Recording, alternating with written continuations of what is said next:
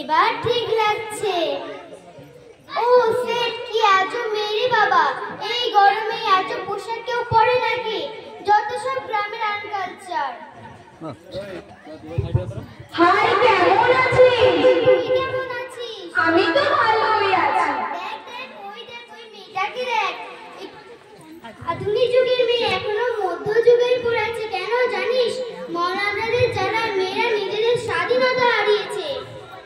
High সূর্য, আমাকে বলছো? হ্যাঁ তোমাকে বলছি না তো ভূতকে বলছি। তুমি ছাড়া আছে কে এখানে? আচ্ছা, আসসালামু আলাইকুম। ওয়ালাইকুম আসসালাম। আচ্ছা বোন, তুমি বোরকা পরে আছো, তোমার কষ্ট হচ্ছে না?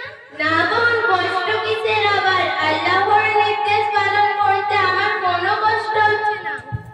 তুমি সত্যি বলছো? তোমার কোনো কষ্ট হচ্ছে না? ছোটবেলা থেকে পর্দা করে আসছি, তাছাড়া আমি জাহান্নামের আযাবকে ভয় পাই।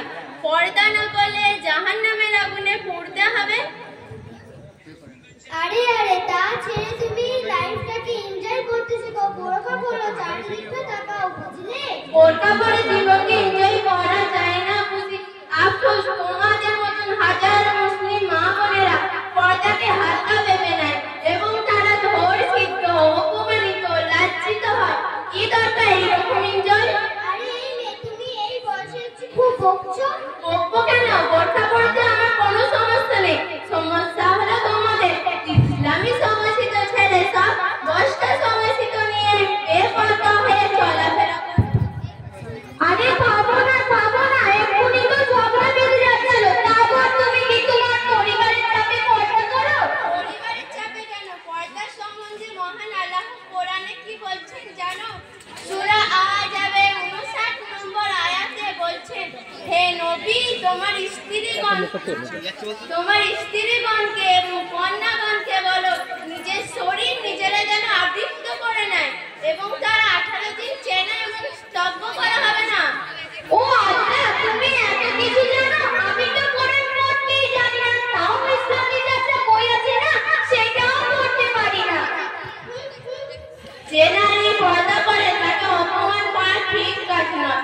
যুদ্ধক্ষেত্রে তলোয়ারের আঘাত থেকে বাঁচতে হলে ভালোয়া দরকার। তখন মেয়েদের ভালো দরকার। পর্দাকে এরকম ভাবে আগে আমি কোনদিন দেখিনি। এবার থেকে আমি পর্দা করব ইনশাআল্লাহ। আরে তুই এখন ধরে পর্দা করবি?